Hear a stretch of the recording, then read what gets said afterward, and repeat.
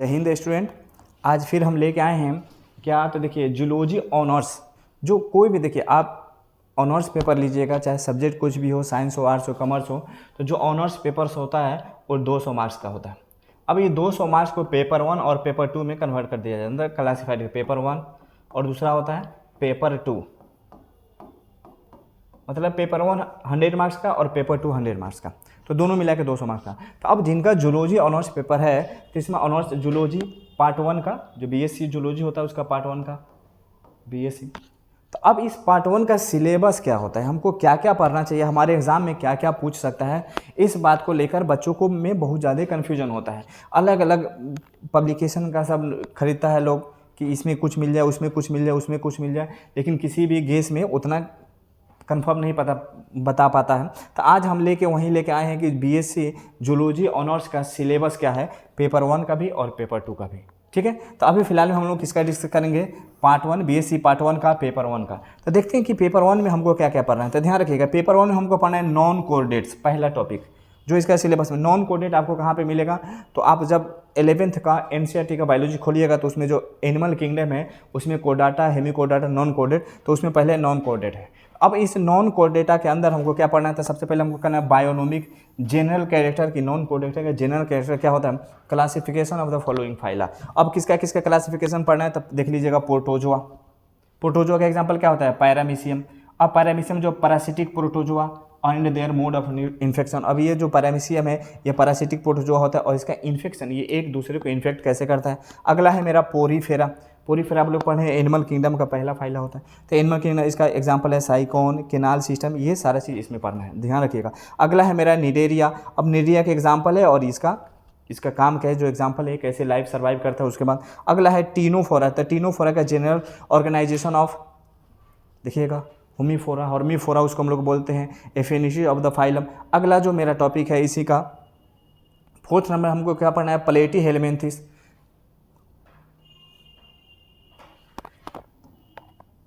Fourth number में हमको पढ़ना है, देखिएगा प्लेटी हेलमेंथिस। अब इसका एग्जाम्पल है, अब एग्जाम्पल के साथ साथ ये एग्जाम्पल कैसे सर्वाइव करते हैं, कैसे काम करते हैं, अपना लाइफ कैसे बिताते हैं। उसके बाद aschelminthes, annelida, arthropoda, mollusca, echinodermata. देखिएगा ये बहुत इंपॉर्टेंट है, बच्चा इतना ज़्यादा इसमें कंफ्यूज है कि आखिर हम क्या करें, क्या पढ़े नहीं पढ़े। और यही सब जो ऑनर्स पेपर है यही बहुत मेन होता है, ज़रूरी होता है। अगर इसमें प्रमोट कर दीजिएगा फिर आपको क्या होगा, आगे लाइफ फंस जाएगा, दिक्कत होने लगेगा। तो इसमें सब बच्चा कोशिश करे कि प्रमोट नहीं हो, उसके लिए क्या करना पड़ेगा, पढ़ना पड़ेगा। और जब पढ़ेगा तभी एग्जाम में अच्छे से मार्क्स ला पाएगा। तो इस सिलेबस पहले जानना जरूरी है कि हमको पढ़ना क्या है। तो एक तो पेपर 1 का हम आपको पास लेके आ गए कि पेपर 1 में जो नॉन कोडाटा है उस नॉन कोडाटा के अंदर क्या क्या पढ़ना है। ठीक है, तो इतना बातें क्लियर हो गया। अब उसके आगे हम देखते हैं कि उसके आगे क्या पढ़ना है, बीएससी।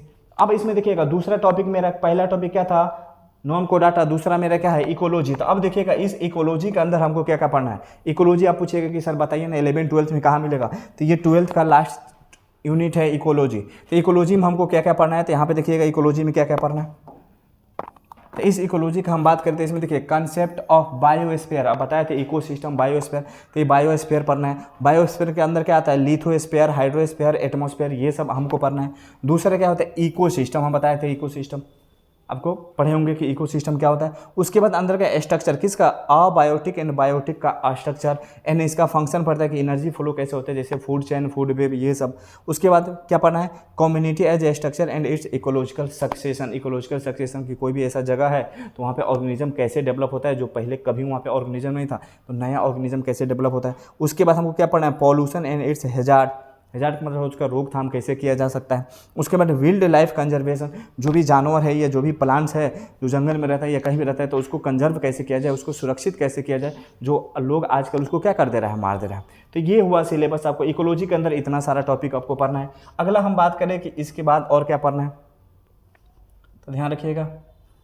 अगला हमको पढ़ना है एनिमल बिहेवियर, जो एनिमल है कैसे बिहेवियर करता है। देखिए scope of ethology, इनेट and acquired immunity, ये सब पढ़ना है कि जो एनिमल है हमारे बॉडी के अंदर चल जाता है, हमको इम्यूनिटी, मेरा बॉडी उससे इम्यूनिटी प्रोवाइड करता है या मेरा बॉडी जो है खुद को क्या करता है, प्रोटेक्ट करता है। उसके बाद social behaviour of insect, insect का सोशल बिहेवियर क्या होता है, बहुत सारा इंसेक्ट होता है जो आदमी के लिए क्या होता है, फ्रेंडशिप का काम करता है। उसके बाद parental care in fishes and amphibia, अब जो फिश होता है, एम्फीबिया होता है, अगर उसका हम लोग प्रोटेक्ट नहीं करेंगे, उसको केयर नहीं करेंगे तो क्या हो जाएगा, मर जाएगा और उसकी प्रजाति क्या हो जाएगी, खत्म हो जाएगी। ये सिलेबस हुआ। अगला सिलेबस देखिए, अगला क्या है इसमें,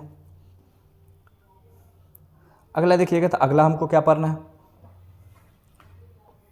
migratory behaviour of birds. Birds जो है आप लोग 12th में भी पढ़े होइएगा कि जो साइबेरियन बर्ड्स होती है वो गर्मी के ठंडी के मौसम में कश्मीर से कहाँ आ जाती है, भरतपुर राजस्थान आ जाती है। तो माइग्रेट क्यों करते, कोई भी बर्ड एक जगह को छोड़कर दूसरी जगह क्यों जाते हैं, ये हमारे सिलेबस में। उसके बाद concept of biological clock, biological clock हमारे सिलेबस में है। उसके बाद देखिए बायोमेट्री में हमको क्या क्या पढ़ना है, normal distribution and attribution range, mode, median and the arithmetic mean हमको पढ़ना है। अगला क्या पढ़ना है, standard error, error and derivation and test and the CHI square test. कोई दिक्कत, ये था मेरा टोटल सिलेबस किसका, तो जूलॉजी का, जिसको पेपर 1 हम लोग बोलते हैं और पेपर 2 अभी बताएंगे नेक्स्ट लेक्चर में। तो पेपर 1 में हमको इतना सारा चीज़ है, ठीक।